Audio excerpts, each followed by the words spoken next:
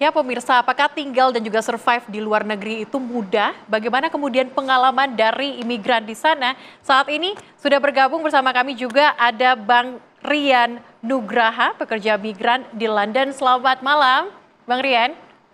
Malam, halo semuanya. Oke, di sana waktu London saat ini siang ya berarti ya? Siang jam 1 sekarang. Jam 1 siang, selamat siang waktu London. Mungkin bisa diceritakan sudah berapa lama bekerja di London? Aku udah kerja di London 1,5 tahun, tapi aku udah nyampe London sejak 2022. Aku nyampe sini untuk master di London School of Economics. Aku ngambil ekonomi dan baru mulai kerja tahun lalu. Oke, tapi ada tantangan-tantangan tersendiri nggak untuk mencari kerja di luar negeri atau seperti apa yang Anda hadapi? Banyak banget kebetulan karena aku di London dan aku mencari kesempatannya itu di profesional sebagai ekonom.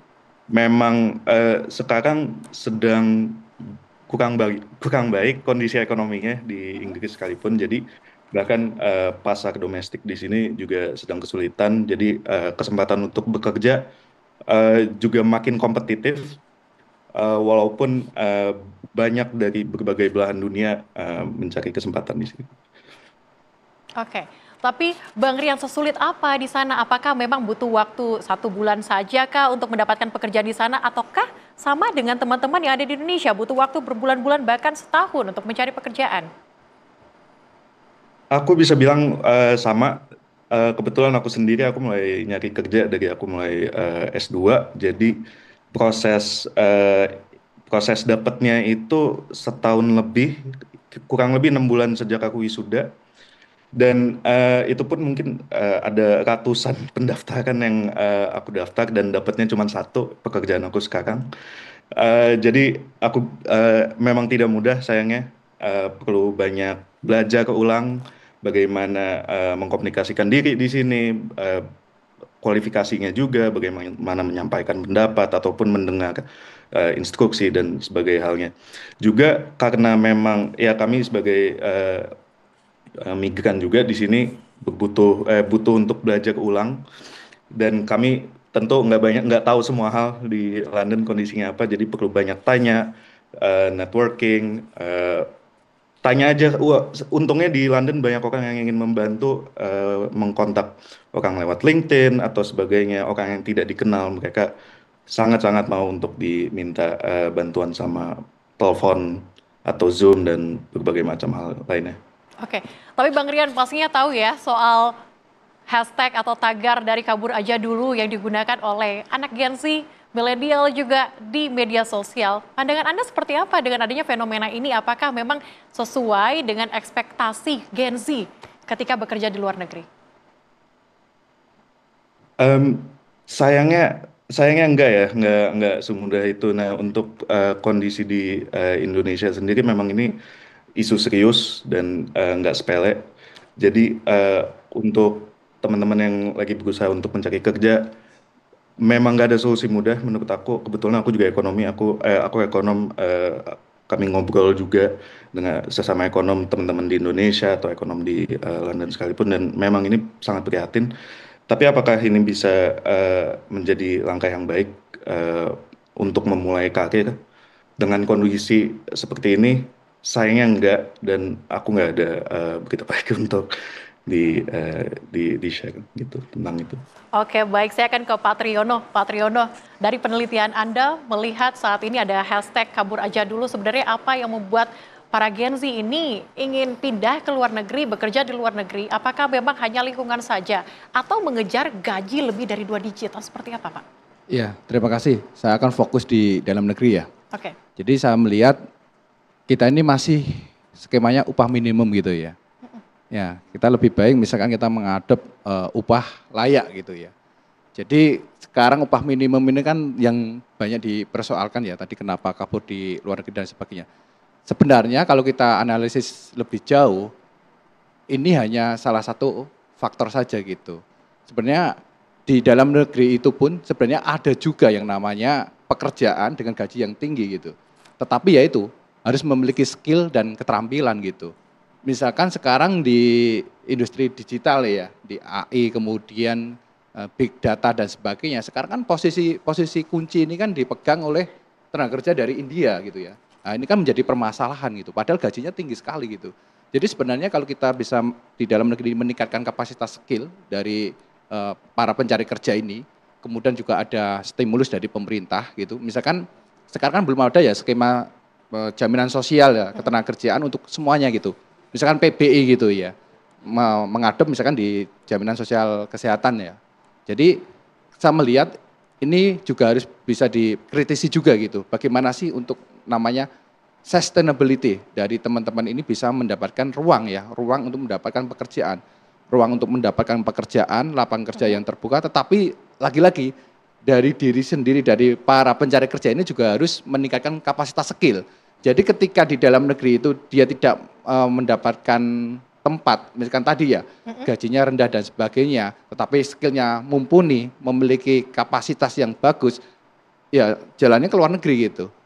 Di luar negeri terbuka lebar gitu. Tapi lagi-lagi kalau kita berbicara hal ini kan banyak faktor ya, bukan hanya masalah upah juga, tetapi juga mengenai budaya kerja di dalam negeri seperti apa, kemudian tadi jaminan sosial, kemudian juga dari gerakan-gerakan dari teman-teman pengusaha juga ya, kemudian bagaimana koordinasi dan sinergi dari pemerintah, serikat buruh dan dari pengusaha gitu. Oke, tapi Pak Triyono, kalau tadi Anda sempat sampaikan beberapa kali mengenai skill, sebenarnya kita kalau mau menjadi pekerja di luar negeri begitu ya, kerja migran di luar negeri, apa yang perlu kita persiapkan agar bisa apple to apple lah sama pegawai di sana?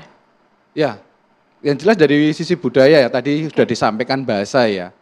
Jadi bahasa itu memang sangat penting sekali, bukan hanya di luar negeri ya, di dalam negeri pun yang saya sampaikan tadi, seperti di IT tadi ya. Kenapa diisi dari teman-teman dari India gitu ya? Karena memang bahasa Inggrisnya lebih ini ya. Tetapi sebenarnya kita bisa kok bersaing dengan mereka gitu loh. Kalau di dalam negeri bisa bersaing, saya yakin nanti di luar negeri itu ketika memiliki kapasitas dari keterampilan, kemudian juga bahasa juga menguasai gitu ya. Ini bisa laku di mana-mana gitu. Jadi ruang lingkup pekerjaannya, peluangnya itu akan sangat besar sekali gitu. Jadi bukan hanya berbicara mengenai lagi upah minimum ya, tetapi upah layak gitu. Oke, berarti memang harus mempersiapkan skill dan juga berbagai persiapan yang matang. Pak Ali, kalau Anda melihatnya sebagai dari Kadin begitu ya, sektor mana saja sebenarnya yang berpeluang untuk pekerja migran Indonesia di luar negeri sana dan negara-negara mana saja? Terima kasih. Sebelum saya menjawab itu, saya ingin masuk kepada hashtag kabur aja dulu. Sebenarnya ini viral pada 1 bulan belakangan ini. Padahal persoalannya ini sudah terjadi sekitar 4 mungkin 5 tahun sebelum COVID. Banyak warga generasi muda yang berupaya untuk pergi ke luar negeri untuk merubah nasib dia. Hanya saja hashtag ini viral di periode yang sekarang, sehingga kita tidak bisa kemudian menilai bahwa pemerintahan saat ini yang baru bekerja 100 hari, yang masih baru memulai, itu dianggap kemudian menyebabkan pekerjaan di dalam negeri itu sulit. Itu satu. Yang kedua, kabur aja dulu saya melihat mereka ingin bekerja di luar negeri itu tidak permanen. Dulu itu sementara saja ingin merubah nasib mereka untuk bekerja di luar negeri dan tentunya akan kembali dan membangun negerinya sendiri. Itu yang kedua, dari hashtag itu kemudian ada kalimat peluang atau tantangan. Saya melihat ini kedua-duanya. Ini menjadi peluang bagi kami di Kadin dan menjadi tantangan kepada pemerintah, dalam hal ini Kementerian Pekerja Migran yang saat ini dikomando atau dinahkodai oleh Pak Abdul Qadir Karding. Nah, dua hal ini itu bisa kemudian kita bersandingan antara pengusaha, karena tugas pemerintah adalah memberikan regulasi, membuat regulasi agar pengiriman pekerja migran itu tidak artinya harus sesuai dengan aturan yang ada agar supaya perlindungannya terhadap pekerja migran tersebut terjamin. Oleh karena itu kami dari Kadin sudah melangkah, beberapa kali kita berkomunikasi dengan Kementerian KP2MI, Pak Karding, bahkan Kami kemarin dilibatkan dalam kunjungan ke Timur Tengah, ke Arab Saudi untuk membahas kemungkinan penempatan ke Arab Saudi itu dibuka kembali. Itu yang sedikit. Yang kedua, saya ingin membagi penempatan pekerja migran di dunia ini menjadi 3 kawasan. Yang pertama kawasan Timur Tengah, yang kedua Asia Pasifik, dan yang ketiga Eropa dan Amerika.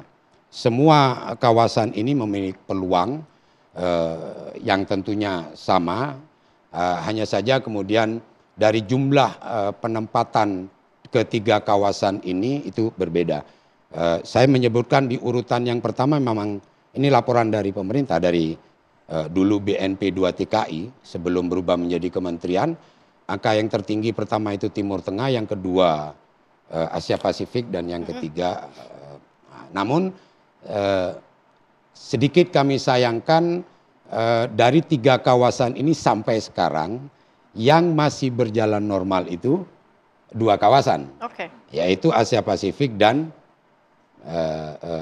Eropa, Amerika. Untuk Timur Tengah selama kurang lebih 11 tahun ini di moratorium sampai sekarang. Akibatnya karena kebutuhan masyarakat kita untuk bekerja ke luar negeri, ketika jalur resminya ditutup, mereka akan mencari jalur yang unprocedural. Dan itu yang terjadi selama belasan tahun selama ini.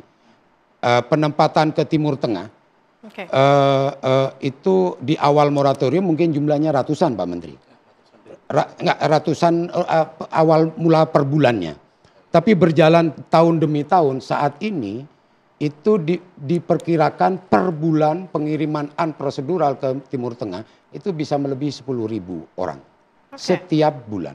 Nah, ini yang kemudian kami dari Kadin berupaya untuk bersinergi dengan pemerintah, bekerja sama, dan sudah kami lakukan bertahap, berkala. Kita beberapa kali bertemu dengan Pak Menteri dan jajarannya untuk mencari pola untuk membuat sebuah tata kelola yang baik agar supaya penempatan itu menjadi bagi PMI-nya itu bisa terlindungi. Oke, lebih safe lagi ke depannya. Kita juga akan bahas sebenarnya para pekerja migran yang unprocedural tadi, bagaimana mereka bisa survive di sana. Termasuk juga kita akan bahas tantangan-tantangan yang akan mereka hadapi. Usai jeda berikut, tetaplah bersama kami.